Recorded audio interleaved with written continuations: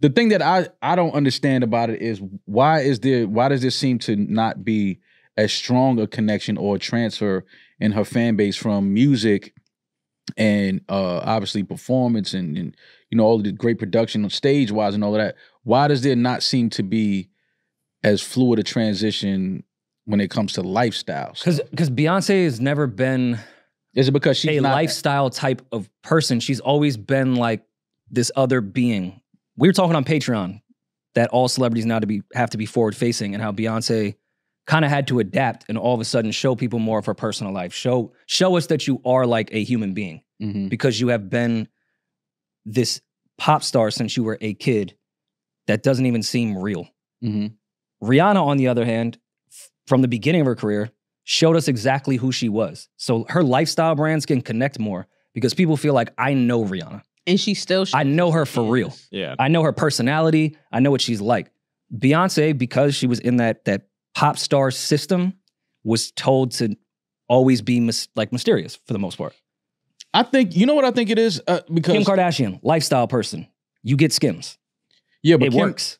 Yeah, right. And because I remember a time when I was young and I think Michael Jordan released his cologne. I don't remember that.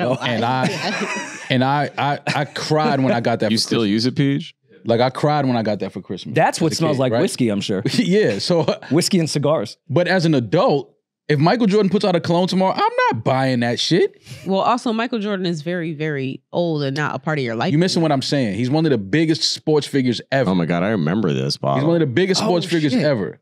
I do remember this now. Right? Now that I see the bottle. So I got that bottle. I was a kid. I probably was like 13 years old when I got that bottle, right? Amazing. I thought that bottle helped me my jump shot. You thought you could dunk? Yeah, I thought that bottle helped everything. I wore that shit every day. That was the only, if you smelled me in 93, 94, I probably smelled like every that. time you sprayed it, you said, make me like me. Yeah, like that's what it was. But because I'm a kid, now as an adult, some of the people that I support, whether it's artists or athletes, I'm not buying their cologne as an adult. Because that's all. They're also not marketing to you. You're 40-something years old. I was going to say, you know better than to be fooled by advertising to a celebrity. Okay, so like, and these would be your peers, like your contemporaries. So I think some of that is the Beyonce thing now. I think like women that love Beyonce's music and go to her shows and things like that, I don't think they want to wear Ivy Park. I don't think they want to dress like that. She got every single stadium to dress like Cowboys or that was silver, whatever that was the theme was. Because that was the theme of the show. Yeah, not Cowboys. It was silver, right? Yeah. That was the theme a combination of the show. Of the, yeah. So it was like you're in the show. She created that world, that moment. Ivy Park, now you're talking about ordering that, wearing that in my day-to-day life, going to run errands, going to the airport, going like. I think that what Maul's arguing is the influence doesn't extend beyond the music. It doesn't extend. She said beyond everybody the should moment wear pink socks to MetLife Stadium. They're all going to fucking go buy pink socks. If Beyonce told me to wear pink socks, yeah. No, if Beyonce told me to wear pink socks to work today, I would wear pink socks. Yeah, like if she literally tweeted, today's what is the Mean Girls, on Wednesday we wear pink, like every girl would be like, yep, that's my life now. Yeah, but if she made Ivy Park Wednesdays, and every Wednesday, exactly, it wouldn't connect. Ivy Park does a flash sale on the website. Does that maybe keep Ivy Park afloat? But also, y'all do have to understand that when they're making these products, the goal isn't, first of all, you need to create an ideal customer, which is what she failed to do with House of Darion. And I think what she failed to do with Ivy Park. You need an ideal customer who you are marketing. I love the fact that we're telling Beyonce. Oh, that's why. Oh, I'm not telling Beyonce shit. I said, we're trying to find a flaw in like the most flawless human being that's ever existed. But we can also be honest. It's not, look. No, we're just trying to figure out what the disconnect is. Like why these brands that she create don't survive. And again, we don't have the answers. This isn't for anything Beyonce needs to figure out. She has a team and a slew of people that are hired and paid handsomely to be the people leading these the marketing strategies, all these things. We're talking to her fucking team. When I first saw Ivy Park and I heard that Beyonce was doing that, I thought we was going to see that shit everywhere. I was like, Beyonce about to take over the. I saw it on Ellen's lot. The game. It was too complex. And that's why I think where Skims complex as far as what, the designs? Yes, like we just were looking at that shit. There's nowhere for you to wear it to. Skims you can wear everywhere. You can wear in the house. You can wear it to the. It's so in the moment. The fashion is so in the moment, and it's so simple, and it's so true to who Kim is. in the way that she dressed for years. Like that brand is in essence her. And I think Skims is kind of the result of why Ivy Park didn't work. Like, look at the simplicity of what everyday people need. Yeah. Affordable wear that you can put in multiple different scenarios. I can work out in this. I can actually make a fit out of this and go outside with it. It's very basic and needed. A void was filled. Where this is like more fashion than it is what they were trying to do as far as athleisure. Wearable. It's just cool fashion. Yeah. Even Fenty, outside of it being Rihanna and dope, a void needed to be filled. No, as far as certain shades of makeup. Yeah. Like so there was a real for women of color. Yeah, it was a void that needed to be filled. Also, outside of the lifestyle thing, it was necessary. And whereas this isn't necessary. Rihanna had things that failed too. Rihanna's clothing line failed. Every single celebrity has launched businesses that have failed. It's not that's part of it. And Rihanna's the most relatable celebrity. Celebrity entrepreneur outside of like Kim, I would say. So, and even she released a fashion line and it failed. I think Rihanna's probably more relatable than Kim. No, it depends on the demographic. Depends on the demo. Yeah. Depends on the demographic. But I think to the point with like Rihanna does content like this. Like she's always actively. The good thing about her products too is they're daily products. So she can always be seen using her products. She'll walk around Harlem and debut new underwear and flash her ass. And I'm not saying Beyonce needs to do those things, but these are things that are authentic to Rihanna. I feel like every time we see Beyonce do an ad, it's so like high-powered studio lights. It's like this big budget production. Rihanna just hopped out of a fucking SUV and it was filmed on a phone of her like flashing her ass and being like, new underwear.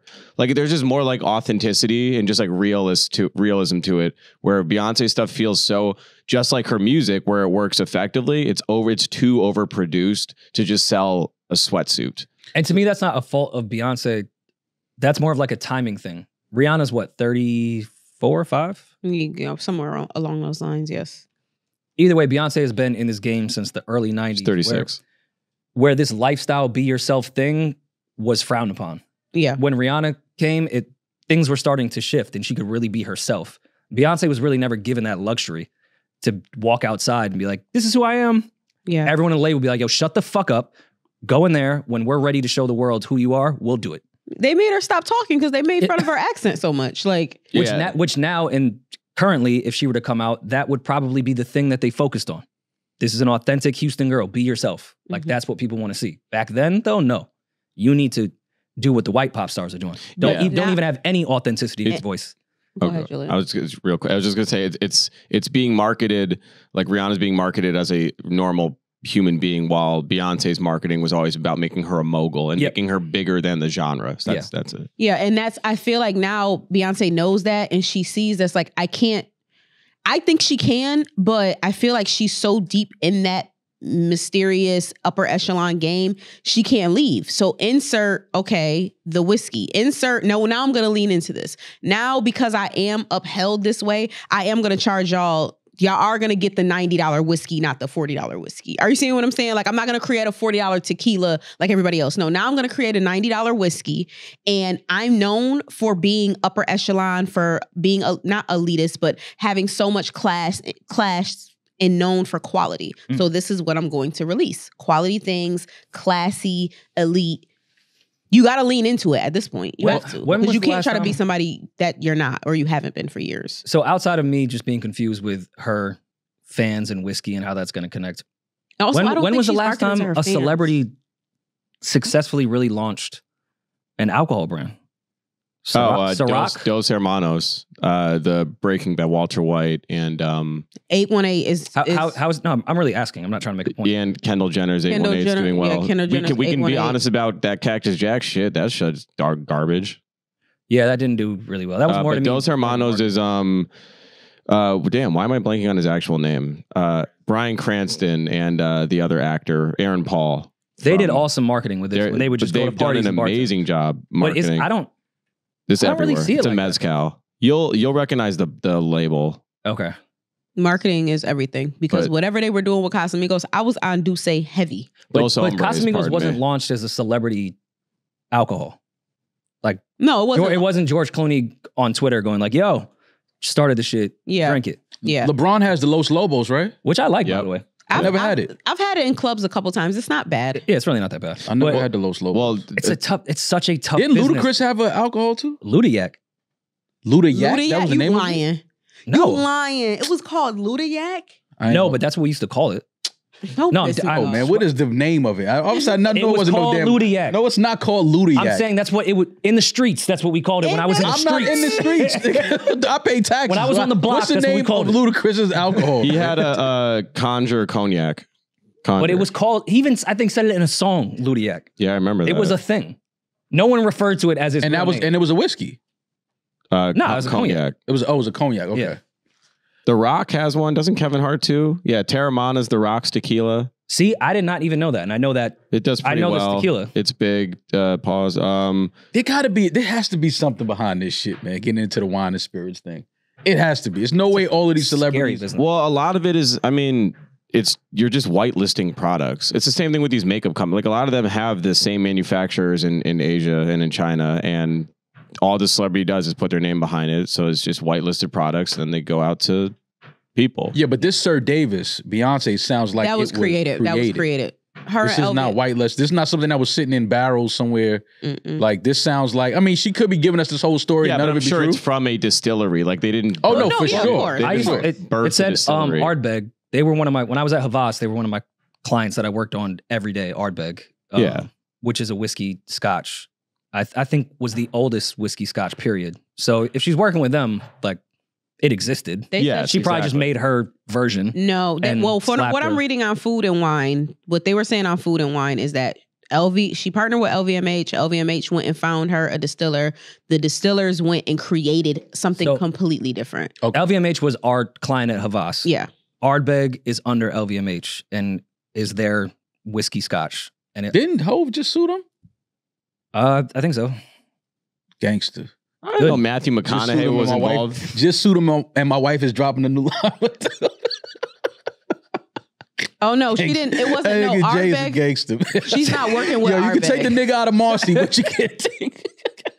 Suing your wife's partners is fucking hilarious.